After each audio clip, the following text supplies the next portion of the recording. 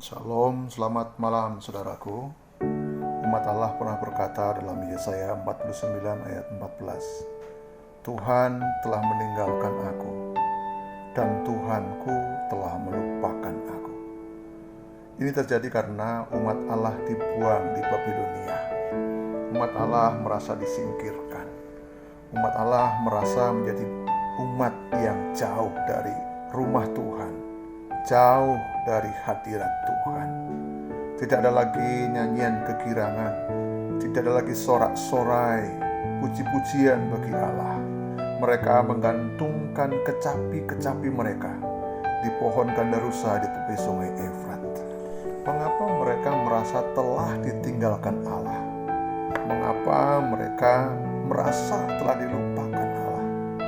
Penyebabnya adalah karena mereka telah bertubi-tubi merasakan sebagai bangsa yang telah dibuang di tanah Mesir, menderita peperangan, kelaparan, bahkan sekarang penindasan yang kedua di tanah Babilonia. Tidak jarang di antara kita mengalami hal yang sama. Bertubi-tubi kita mengalami kesulitan demi kesulitan, sakit penyakit demi sakit penyakit, dan kemudian kita berkesimpulan Tuhan telah meninggalkan aku dan Tuhan telah melupakan aku. Saudara, marilah kita dengarkan apa jawaban Tuhan. Ayat 15 berkata, dapatkah seorang perempuan melupakan bayinya sehingga ia tidak menyayangi anak dari kandungannya? Saudara, itu jawaban Tuhan.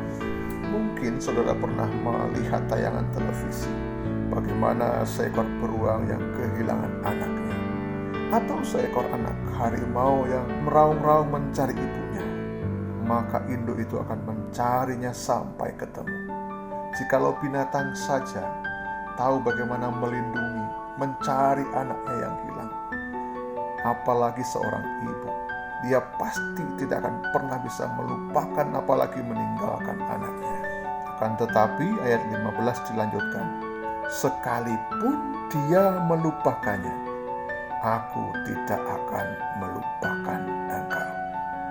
Allah berkata kepada saudara dan saya, sekalipun ada seorang ibu yang bisa melupakan dan meninggalkan bayinya, aku tidak akan meninggalkan engkau. Ada dua alasan mengapa Allah tidak akan pernah bisa meninggalkan kita. Yang pertama adalah ayat yang ke-16, lihat, aku telah melukiskan engkau di telapak tanganku. Saudara mungkin bertanya, kapan engkau telah melukiskan kami di telapak tanganmu ya Tuhan? Sesungguhnya ini adalah kebiasaan wanita Timur Tengah pada zaman dahulu, saudara. Ketika mereka harus meninggalkan anak bayinya untuk pergi jauh dari rumah, maka perempuan itu harus melukiskan, harus menato nama anak itu di telapak tangannya, supaya kapanpun, dimanapun, dan apapun yang dia kerjakan, ibu itu tidak akan pernah bisa meninggalkan anaknya. Sama dengan Tuhan. Tuhan sudah menato, Tuhan sudah melukis, Tuhan sudah menulis nama saudara di telapak tangannya. Kapan? Ketika dia naik ke Kalvari, merelakan kedua tangannya untuk dipaku di atas kayu yang kasar, dan dia melakukannya untuk menebus saudara. Dan ketika saudara percaya bahwa Yesus dipaku di atas Kalvari karena dosa saudara, ketika saudara mengakui bahwa darahnya tercurah karena dosa saudara, maka pada saat itulah nama saudara tertulis di tangannya.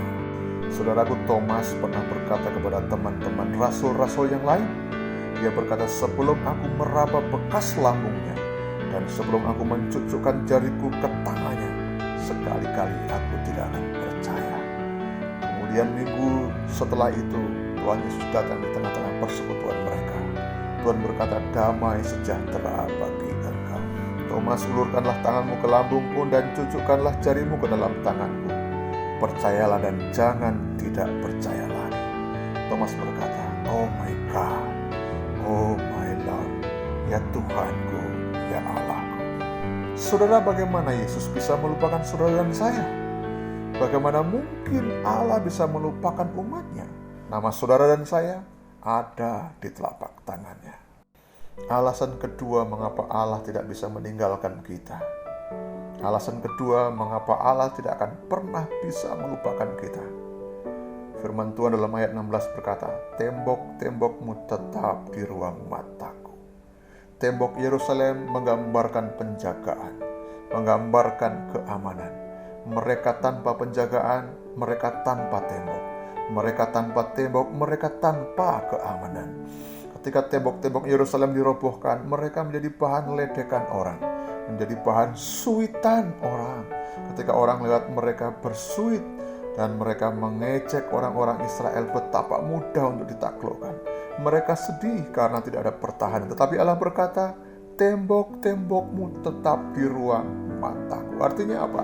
Akulah yang menjaga engkau, akulah yang mengawasi engkau, sebab engkaulah biji mataku.